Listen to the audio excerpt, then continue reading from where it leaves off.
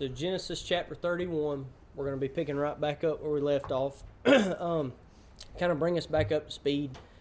James closed us out and showed how Jacob basically manipulated the flocks to kind of increase his wages after Laban was trying to change his wages and kind of change the plan in his favor. So Genesis chapter 31, verse 1. And he read the words of Laban's sons. He heard the words of Laban's sons, saying, Jacob hath taken away all that was our fathers, and of that which was our fathers hath he gotten all his glory. So Jacob's hearing Laban's son trying to point fingers at him of, you're taking our inheritance because you manipulated the flock. So now they're all for you, Jacob, and not our father. So what are we going to have? And we kind of seen it last week.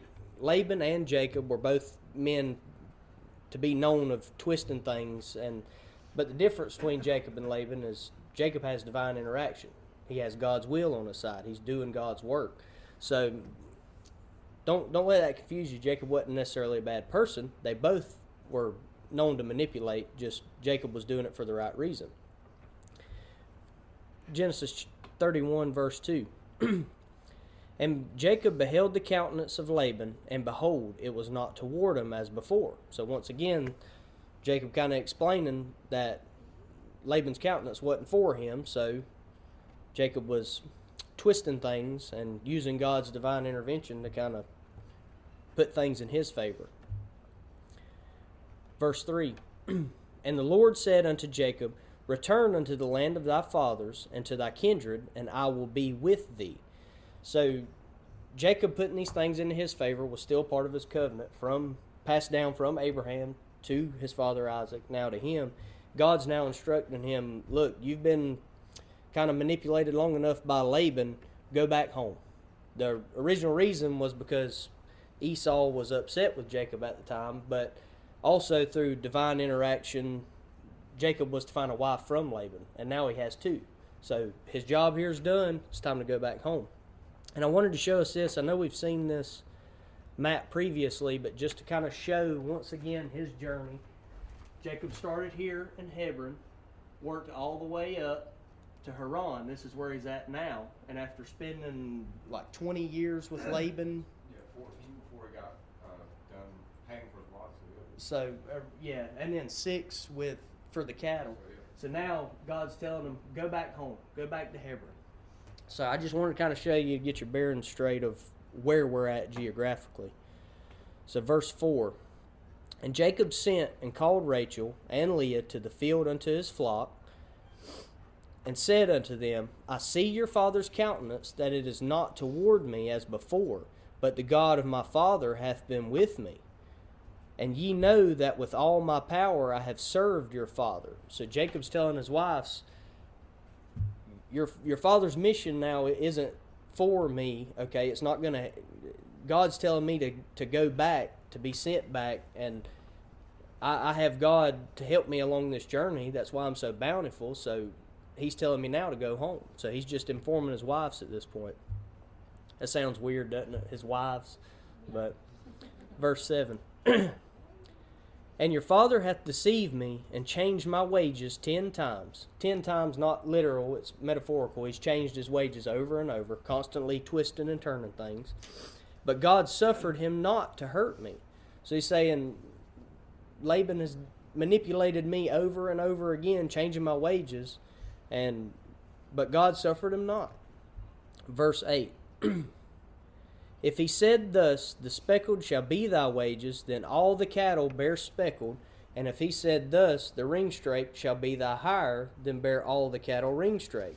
So Jacob reiterating what we saw back in chapter 30. The speckled and ringstraked cattle would be Jacob's wages. So Jacob kind of turning things back away from Laban after Laban had turned things against Jacob over and over again. Verse 9. Thus God hath taken away the cattle of your father and given them to me. So divine intervention at that point. Jacob was doing what God said. Verse 10. And it came to pass at the time that the cattle conceived, that I lift up mine eyes and saw in a dream, and behold, the rams which leaped upon the cattle were ring-straked, speckled, and grizzled. So, once again, what are we seeing here? That divine intervention. God gave Jacob the wisdom and knowledge to kind of turn things in his favor. That was a part of his covenant. And Jacob's showing that God did that for me. He's given God the glory. So God's plan coming to pass in Jacob's life and him holding his part of that covenant. Verse 11. And the angel of God spake unto me in a dream, saying, Jacob. And I said, Here am I. So once again, that angel of God giving Jacob that dream, that divine interaction. Verse 12. And he said, Lift up now thine eyes, and see, all the rams which leap upon the cattle are ring-straked, speckled, and grizzled. For I have seen all that Laban doeth unto thee. So the angel of God saying, I see what kind of strife you've been put under and things being turned sort of against you. Here's your blessing for being honest during that time. Giving Jacob that abundance. Verse 13. I am the God of Bethel, being the angel of God, where thou anointest the pillar, and where thou vowest a vow unto me. Now arise, get thee out from this land, and return unto the land of thy kindred. So that divine intervention taking place, this angel is telling Jacob, I am God of Bethel. Bethel being that place Jacob named where he built the pillar, because he had the dream from God down from heaven. And he's saying, it's the same God. That's me. I'm telling you, do what I say, because this is the will of God. Verse 14. And Rachel and Leah answered and said unto him, Is there yet any portion of inheritance for us in our father's house?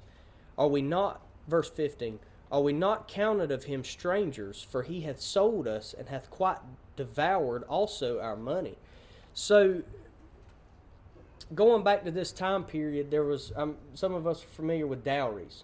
That's how it would work. So, correct me if I'm wrong, but the man would pay, no.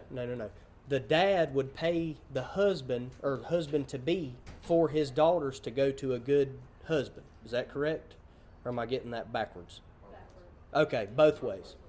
So, that's what Rachel and Leah are saying him, or asking Jacob, is there any portion of that dowry for us? Because if we leave, Laban's took all the riches. So is there anything? It's kind of the same thing that his sons were saying. So, verse 16. For all the riches which God hath taken from our father, that is ours and our children's, now then whatsoever God hath said unto thee, do. So, once again, Rachel and Leah, hearing Jacob's words, they're worried that their father Laban is withholding their riches. And they're asking him, is there anything for us? If you're going to, you're leaving, his wives, they're obviously going to go with him. So they're just trying to get their bearing straight, going back to what we've seen with Abraham, almost paying attention to the legality of things. Have your bearings in a row before you just take off. Verse 17. Then Jacob rose up and set his sons and his wives upon camels, and he carried away all his cattle and all his goods which he had gotten, the cattle of his getting, which he had gotten in Padanaram, for to go to Isaac his father into the land of Canaan. So I want to show here another illustration, same map. So they're going from Padanaram, they're in this area, Padanaram, all the way down from cattle back to Hebron, because all this area was Canaan. So that's right, correct? So I just wanted to give another illustration. They're about to ride a camel, or ride camels that far. A lot can go on, but just trying to get everybody a good illustration. So verse 19.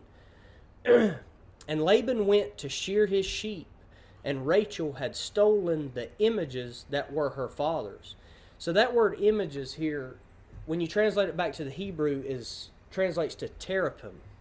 Teraphim teraphim means family idol. So it was idols used for household worship and would sometimes represent people in the spiritual world. So a lot of times you see an urn with ashes in it. That's my grandfather. That's a teraphim. And during this time, there was a lot of people worshiping those, speaking to their deceased family relatives, whatever. And it's a false idol, basically. It's idolacism.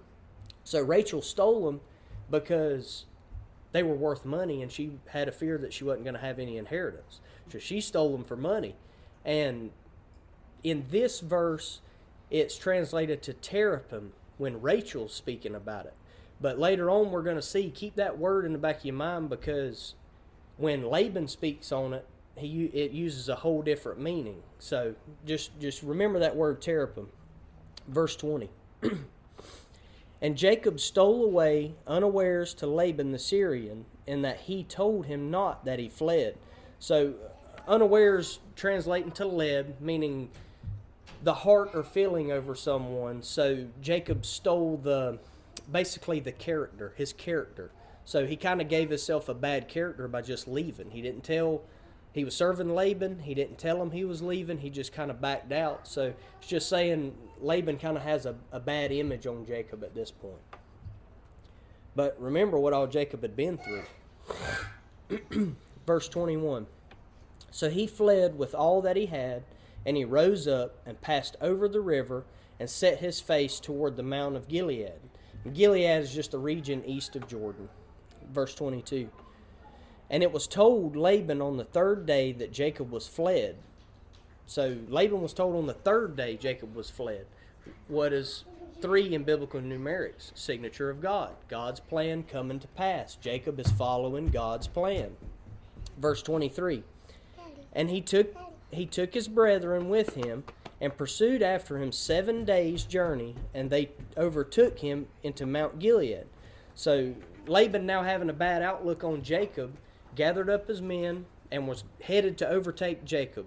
And it was a 7-day journey. Once again, numbers mean something in biblical numerics.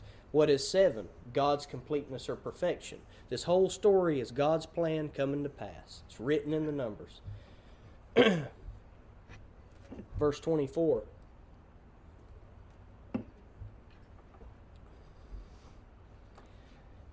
And it came to pass, and it came to Laban the Syrian in a dream by night, and said unto him, Take heed that thou speak not to Jacob either good or bad.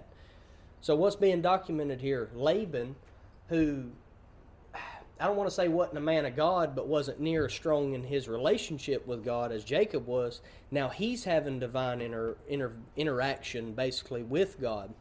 And God's telling him, don't harm Jacob, don't even talk bad about him, don't interact with him.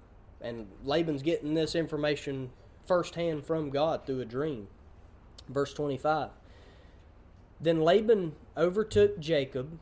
So Laban obviously did not follow God's command. Now Jacob had pitched his tent in the mount, and Laban with his brethren pitched in the Mount of Gilead. So God told Laban firsthand, leave Jacob alone. What does he do? Laban still pursues him. He still goes after him.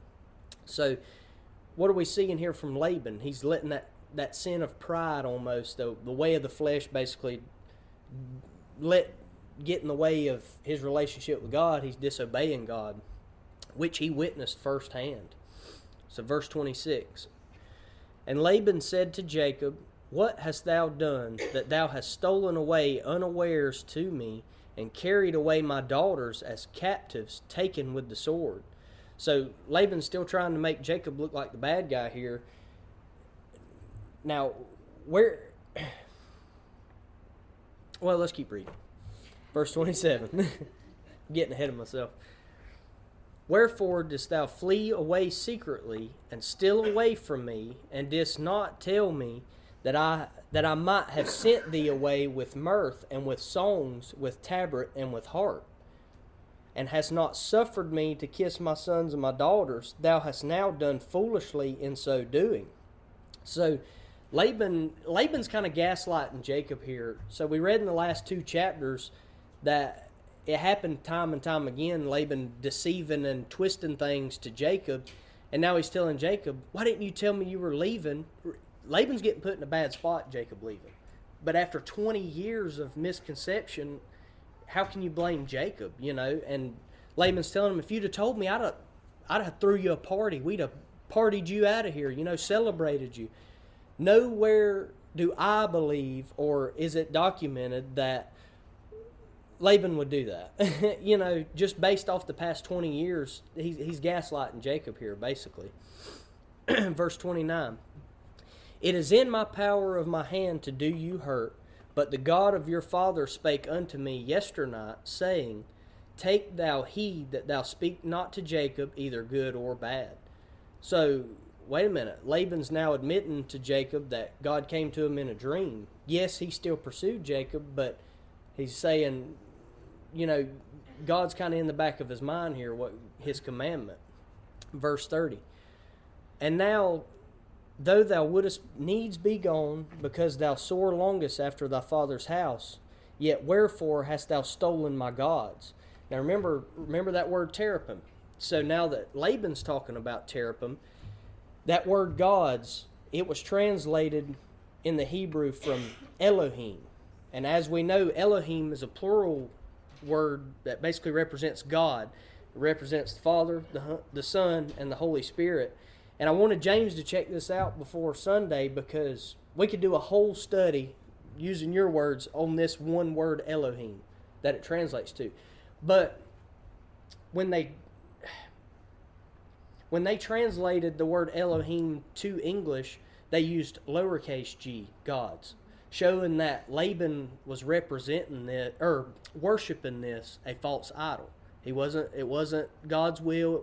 He wasn't worshiping God, Elohim. He was worshiping that false idol. But to him, he believed it was a god. So that's why I believe it was originally written Elohim, but retranslated back. And that word Elohim can represent, the word itself can represent something you worship. But he was worshiping it as a false idol is what happened. So really, that word should be terapim.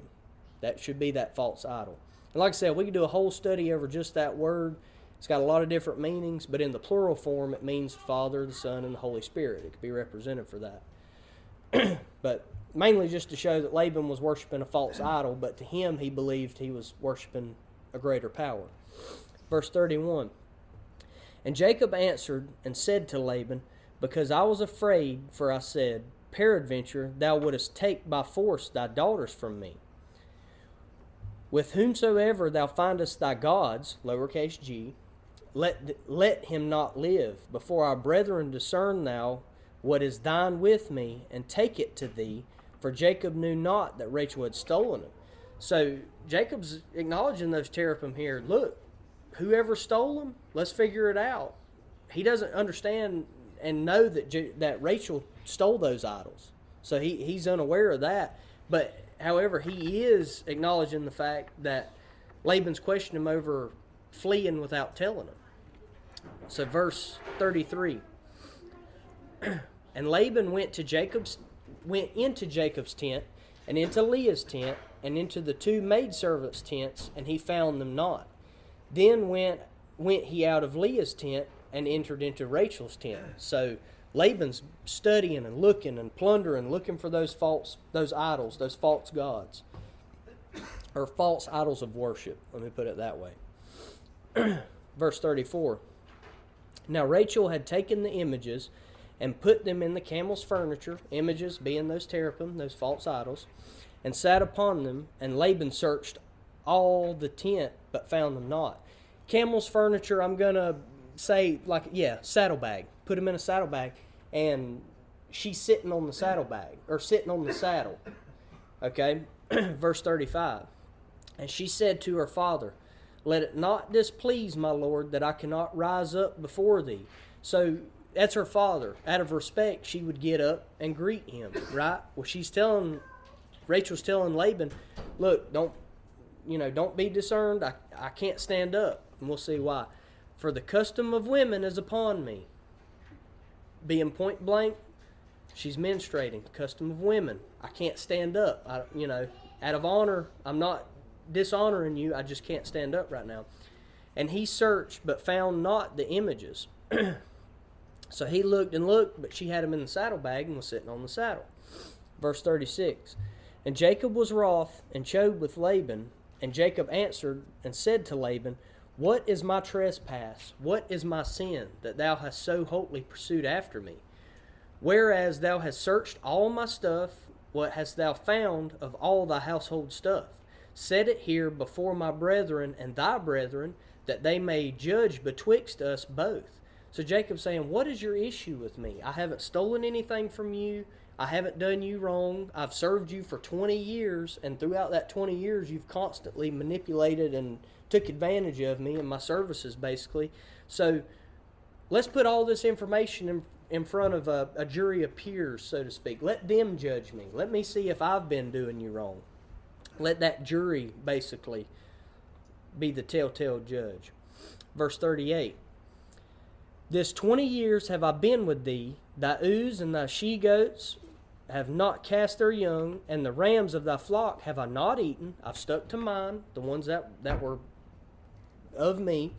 Verse 39. That which was torn of beast I brought not unto thee. I bear the loss of it.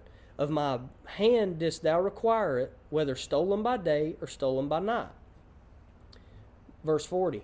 Thus I was in the day the drought consumed me, and the frost by night, and my sleep departed from mine eyes. Thus have I been 20 years in thy house. I served thee 14 years for thy 2 daughters, and 6 years for thy cattle, and thou hast changed my wages 10 times. 10 times meaning over and over again. That's metaphorical. It's not legit.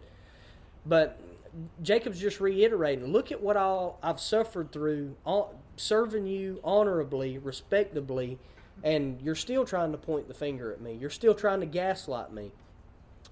And Jacob's just showing his commitment to Laban, that commitment to doing God's will. Verse 42. Except the God of my father, the God of Abraham, and the fear of Isaac, had been with me, surely thou hast sent me away now empty. God hath seen mine affliction and the labor of my hands, and rebuked me yesternight.